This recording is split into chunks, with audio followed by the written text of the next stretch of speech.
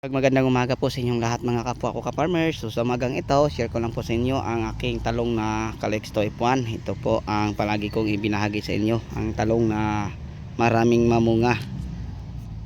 Yan, subukan na po ito no sa maraming beses. So ngayon, aking ipapapasilip sa inyo ang bunga at bulaklak po ng ating talong. So yan po ang mga bulaklak, sobrang dami. At yun po ang mga talbo, sobrang linis. So ngayon mga kapwa ko ka-farmers, ipapasilip ko sa inyo kung gaano karaming bunga ang ating talong. So ito dito banda, yan, tinanggalan ko na lang ng dahon para makita niyo kung gaano karami ang bunga. So yun po ka-farmers, no?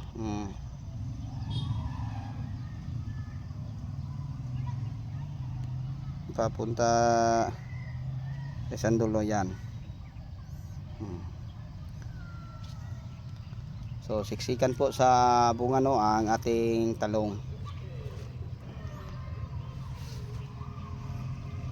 So kahit taan tayo lumingon mga kapwa ko ka-farmers, ipapasilip ko sa inyo. Ganyan din karami ang bunga po ng ating talong. Tapos lipat tayo dito sa kabilang linya. Yan po, no, lapitan natin sa camera para makita nyo no kung gaano karami ang bunga. Ayan po. So ang variety po ng talong natin, ito po ang Calixto F1 na maraming bunga at saka napakaganda po ang mga bunga. Mula ilalim hanggang itaas. So ganyan din karami ang bunga po ng ating talong. Yan. So inalisa lang natin ito ng dahon para maksilip natin, makita natin ang bunga kung gaano karami. Yan.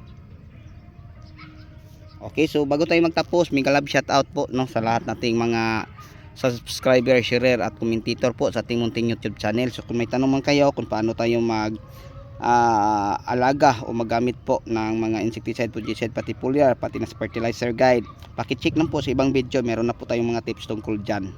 So yung mga tips ko, pwede nyo gayahin, pwede namang hindi, wala namang mawawala sa atin.